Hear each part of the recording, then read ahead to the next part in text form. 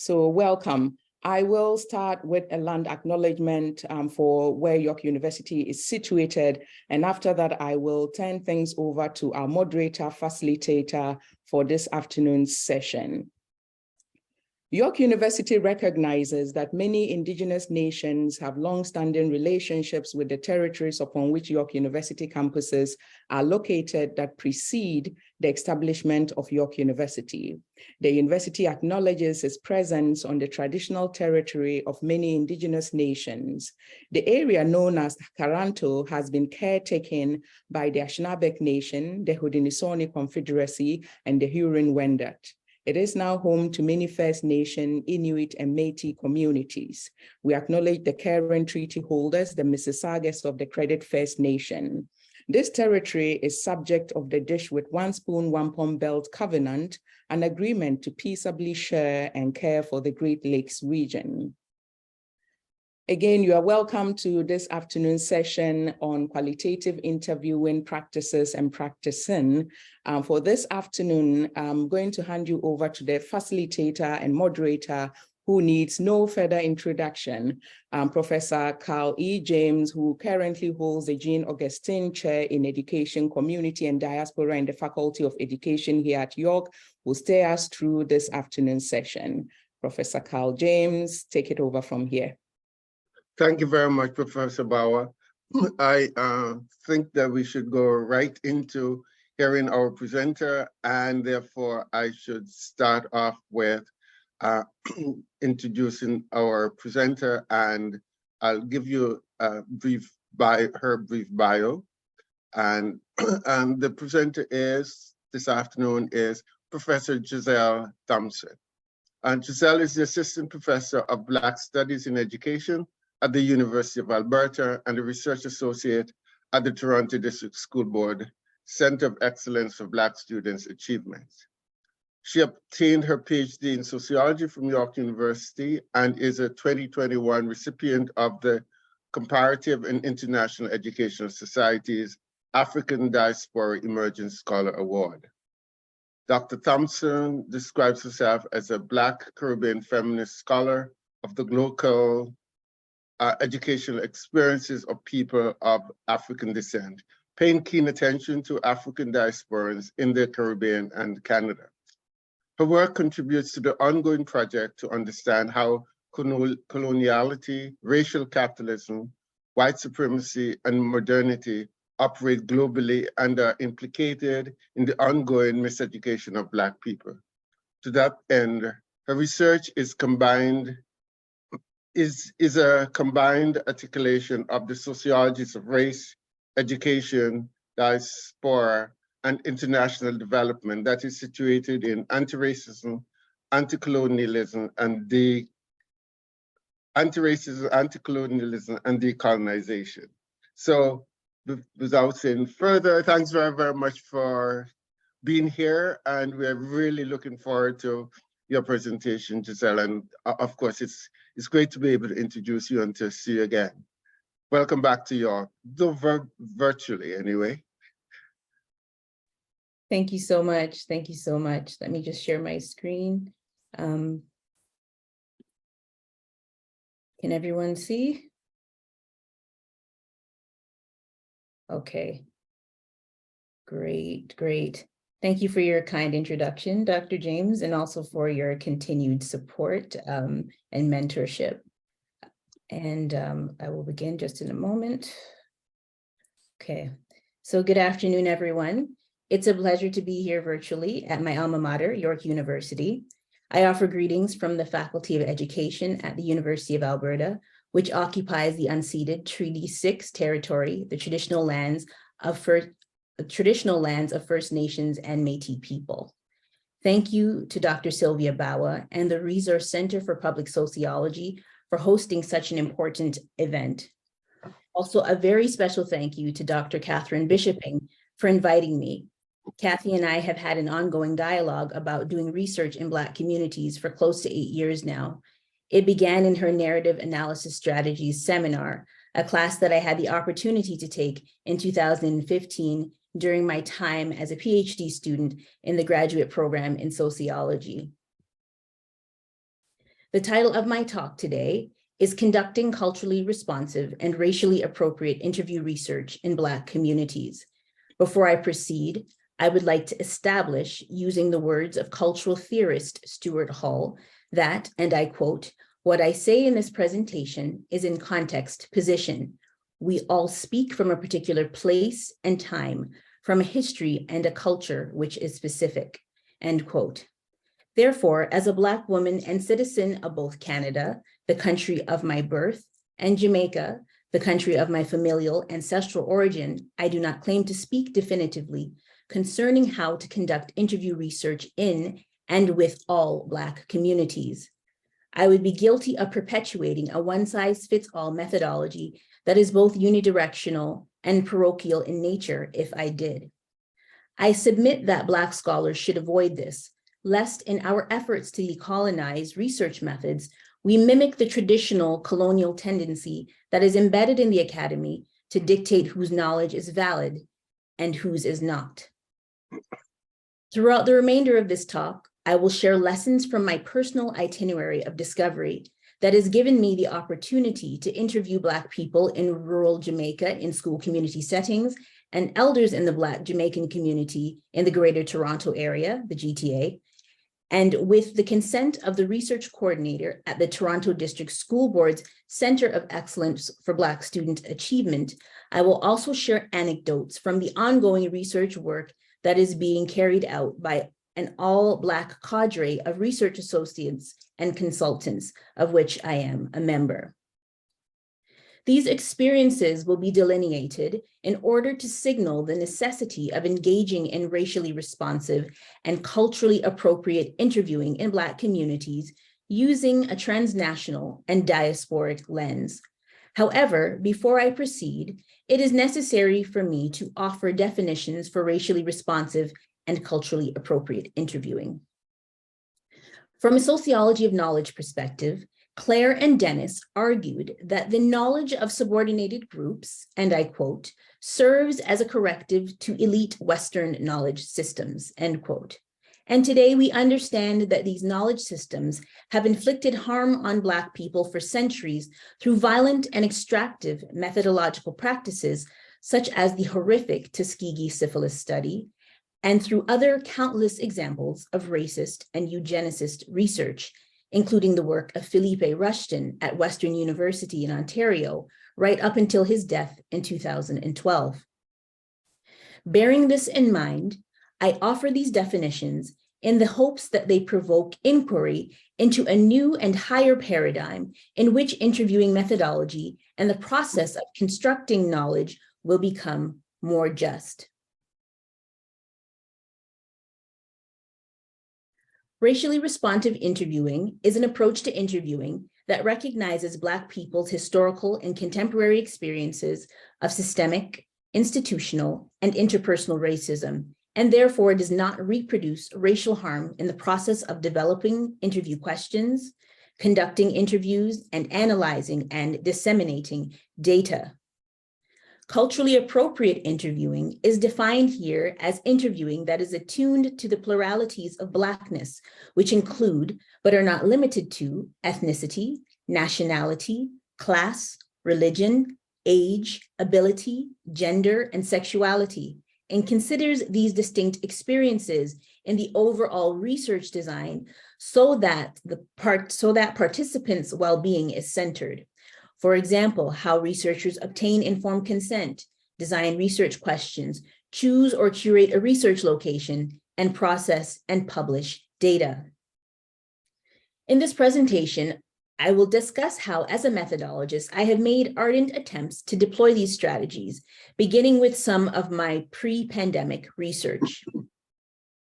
As I mentioned previously, in 2018, I conducted a transnational and bifurcated study that took place at a public primary school in Woking District, Hanover, Jamaica, and in the Greater Toronto Area with members of the school's Alumni Association to satisfy my curiosity with two phenomena.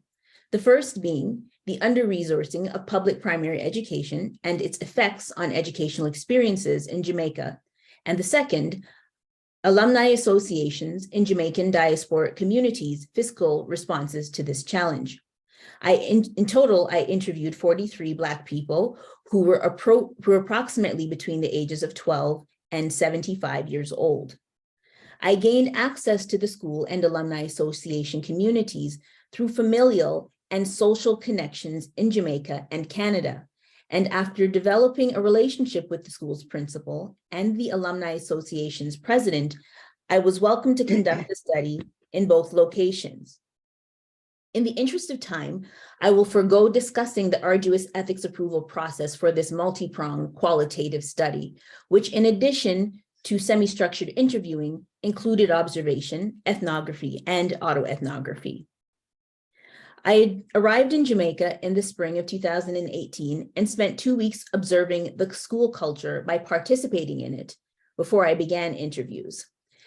I rapidly assumed the following roles: substitute teacher, educational assistant, secretary and/or administrator, mediator, before and after school supervisor, and bottled water sales representative. Through my involvement, I met all 146 students and formed warm professional working relationships with the staff. I also spent time getting to know several parents, especially the most active members of the Parent Teachers Association who volunteered at the school on a daily basis. Forging the above mentioned relationships made the process of soliciting candidates for participation in the semi-structured interviewing process less difficult. Teachers willingly shared the recruitment flyer that I made for the interview portion of the study with parents whom they thought would be most interested in participating. Also, members of the PTA recruited other parents to participate. 7 of 8 teachers, the principal, and the regional education officer agreed to be interviewed when I asked them directly, and 4 students in grade 6 were recruited by the principal. All participants received a gift certificate incentive to a local pharmacy or to the bookstore where most ministry-required textbooks are sold. The principal suggested these stores, noting that participants would benefit the most by receiving a credit to either establishment. As you can see, before the quote unquote official interviewing started, the research project became a collective effort, which Stewart argued should be a feature of the research journey when one is working with Afro-Caribbean communities. Drawing from their personal itineraries of discovery in West Africa, Strong and Blanks-Jones referred to this joint researcher participant labor as co-performative witnessing, describing it as a critical act of solidarity that builds lasting bonds and signals to our communities that we are here for them. Through the lens of co-performative witnessing, Strong and Blanks-Jones also implore Black scholars who engage in transnational research to avoid the temptation to be Black diaspora white saviors, who do research on behalf of and not in partnership with communities.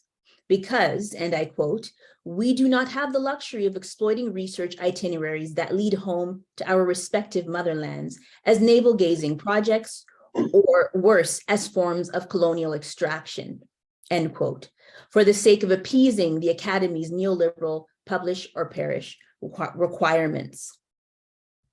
On the matter of the obtainment of informed consent, I should note that in advance of the interviews, the principal advised me that in her estimation, roughly 40% of the parents had challenges with literacy. This was confirmed on occasion during the interview process, where some parents appeared to be completely or functionally illiterate. In these moments, I opted not to use an informed consent form and simply asked for permission to talk with the individual and recorded their verbal consent before the discussion. For those who felt comfortable with the informed consent document but were not able to read it, I indicated the lines upon which they could print and sign their name. In both scenarios, I thoroughly explained the research using everyday accessible, non-specialist language, which Stewart avers is also important when doing research in Afro-Caribbean communities, so as to affirm people's dignity and work to dismember inherent power inequities in the researcher-subject dynamic. Concerning interview locations, I also quickly observed how important it is for a researcher to be versatile and in many instances, carry out research that we are not trained to do in graduate programs in locations that are not ideal and without optimal audio recording quality. For example, 5 of the 7 interviews that I conducted with the teachers who volunteered took place in their classrooms, where we contended with short time frames and limited space, playful and noisy students, and other frequent interruptions during the morning recess or 12 o'clock noon hour lunch period. Some interviews had to be done in increments and over a period of 1 or 2 days. Because the guidance department and music program do not have their own office and classroom, respectively, these staff members' interviews were conducted outside. The guidance counselor's interview took place in the outdoor classroom, which is a group of old and weathered desks and chairs that remain under a large and shady tree. And the music teacher's interview was conducted on the stone wall that divides the unleveled playing field. We concluded our discussion moments before a deluge of rain arrived. 12 of the 13 interviews that I conducted with parents took place at the outdoor tuck shop under another shady tree in the yard. We narrowly escaped rain or sweated profusely due to the rising sauna-like summer heat that automatically shortened the interview time, unless the parent was particularly engaged in the discussion. When I interviewed the grade 6 students, our discussion took place at a nearby and very noisy jerk stop, which is an informal eatery that is typically located near a busy road that sells jerk chicken and other food items. We only had 20 minutes, so I had to forego eating my lunch and cut to the chase in order to make the most of the short time that we had together. My takeaway from these particular experiences of doing research in Jamaica is, as the adage goes, get in where you fit in, because the standard 60 to 90-minute interview with a perfectly predetermined schedule and set of questions is not practical. Some people cannot afford to, or simply might not want to, give that much of their time. For example, the regional education officer at the school arrived at the school unannounced one day. When I asked her if I could schedule an appointment to interview her in her office in Montego Bay, she replied saying, "It's hard to get me there because I'm busy visiting the rural schools." She then offered me a near 3.5-minute soundbite. I promptly accepted her offer, obtained verbal consent as we stood in the front hallway, then pressed record on my iPhone. Before I could ask her a question, this is what she said. "Okay, my name is Nivette Hamilton, and I'm the Regional Education Officer with the Ministry of Education, Youth, and Information. We just want persons to know that we are truly grateful for all the help that the schools receive from the Diaspora, from any organization as a matter of fact, because we are cognizant of the fact that the Ministry of Education, Youth, and Information cannot provide all the resources that our schools really need on a daily basis. So any help that we can get, any external help, is greatly appreciated." This is an excerpt from the shortest interview that I have ever conducted, but among the most profound ones. In under 4 minutes, she lent immense credibility to the study by admitting that the Ministry of Education welcomes financial help from members of the Jamaican diaspora because it cannot provide an adequate and appropriate public school program. Before transitioning into a discussion about the GTA-based portion of this particular study, I would like to point out that it is important to allow participants to co-create the interview, expand on their responses, digress and go off topic, and inject their own questions and concerns into the discussion so that the researcher and participant can together make meaning of the phenomena that are being discussed and produce new knowledge together.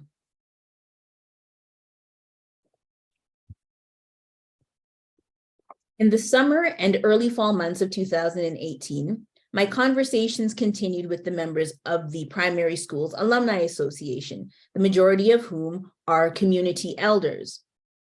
As you can imagine, the recruitment process was drastically different.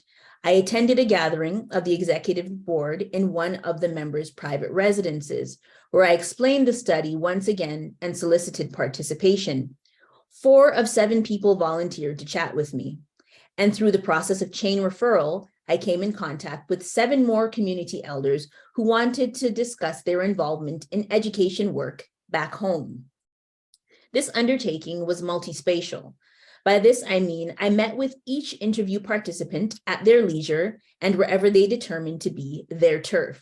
In these sessions, I encountered a composite of history and experience and listened for lengthy periods of time to seemingly irrelevant but fascinating stories about the elders' families, childhoods, migration, employment, experiences of racism in Canada, community engagement, and so on. As an accompaniment to active listening, I often viewed family photos, sat for a home-cooked meal or a cup of tea and or coffee, or was given a tour of an elder's home. These encounters enhanced the interview experience by facilitating what I perceived to be a safe and comfortable environment for each elder to share meaningful information that contributed immensely to the study's findings. Observing the lengthiness of my interviews in the GTA, the person whom I contracted to transcribe them remarked, "You can tell that some of these people just wanted to talk and be heard," which bolsters Nahid and others, and Nahid and Farouja's postulation that interview methodologies that are deployed in Black and Caribbean communities should be affirming. In Elders' Cultural Knowledges and African Indigeneity, George Day remarked that in most African and African diasporic communities, elders are the custodians of knowledge who through their stories transmit, and I quote, social values about respect, sharing, reciprocity, mutual interdependence, community, ethics, and social responsibility, end quote. For this reason, Day argued that within the Black studies paradigm, we need to draw from elder stories, both methodologically and theoretically, to, as Yancey put it, decenter the white gaze in academic research and replace what has for too long been our cultural estrangement. I will now move on to the final example that I will share from my itinerary of discovery, and that is the groundbreaking work that is taking place at the TDSB's Center of Excellence for Black Student Achievement that is led by Karen Murray, who is the System Superintendent, Equity, Anti-Oppression. Over a 5-month period in 2021, the Center of Excellence research team engaged African, Afro-Caribbean, and Black ACB students, families, and community members in several critical conversations about how the center can develop family, school, community partnerships and achieve its broader goal to, and I quote, dismantle anti-Black racism within the school board and improve both experiences and outcomes for Black students, end quote. I would like to highlight the level of care, intentionality, and detail that went into the curation of the Zoom space that the consultations were hosted in, which can be attributed to the center's research coordinator, Tanitia Monroe. Sessions were hosted for students grades 7 through 12, parents and caregivers, and representatives from community organizations and nonprofits, as well as activists who were invited to participate via email and telephone. As I stated earlier in my talk, an all-Black team of researchers was recruited to facilitate these discussions so that Black students, parents, and caregivers and other community partners could see themselves and their racial and cultural knowledges represented. As participants entered the Zoom space to contribute to the discussion, they were greeted by the sounds of Afrobeats, reggae, jazz, and R&B. Once most participants arrived, they were officially welcomed into the space and the members of the research team were introduced. Before breakout rooms were open for each facilitator and the participants who were assigned to them, a social worker who was also Black was introduced.